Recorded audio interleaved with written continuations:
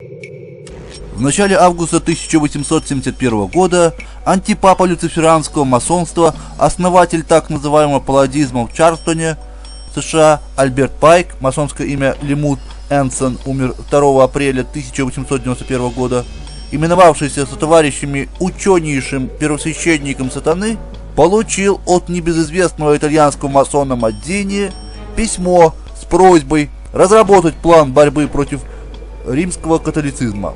7 дней 9-15 августа 1871 года под руководством Пайка заседало Святейшее Великое Собрание заслуженных масонов, состоявшее из 11 величайших светильников, в результате чего родился документ, известный под названием «План Пайка».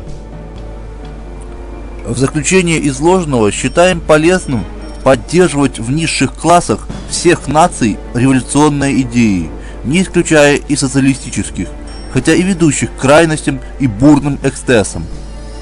Хотя атеизм сам по себе и вреден делу обновления человечества в антихристианском духе, но мы и его ведем в русло самых крайних социальных теорий, заведомо осужденных на полный неуспех, но нужных для кратковременного государственного переворота, которому немедленно же должна воспоследовать самая энергичная реакция. Таким образом, мы с одной стороны дискредитируем до последней степени суеверную теорию божества в духе адонаизма, то есть христианства. Так что к нам примкнут даже и последние его священники в переходную эпоху государства свободомыслия. А с другой стороны, мы примем меры к тому, чтобы толпа не лишилась веры в сверхъестественное, божественного происхождения, но мы ограничимся лишь указанием, при всяком удобном случае, на бытие некого верховного существа, не открывая, однако, до времени людям наших священных преданий и наших мистических откровений. Такова воля доброго Бога. Посему, когда самодержавная Россия сделается цитаделью адонаизма, то есть христианства, мы спустим с цепи революционеров-нигилистов и безбожников и вызовем сокрушительную социальную катастрофу, которая покажет всему миру во всем его ужасе абсолютный атеизм, как причину одичания и самого кровавого беспорядка.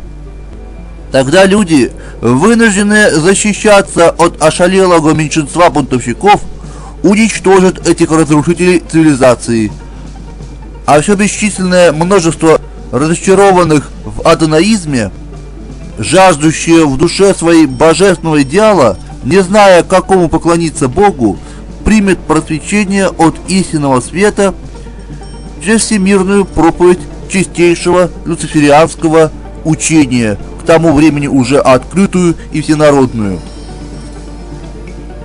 Повсеместное установление на всем земном шаре религии доброго бога Люцифера есть дело не одного года, не 5 лет, даже не одного века, только то дело устойчиво и прочно, которое совершается в постепенной и медленной прогрессии.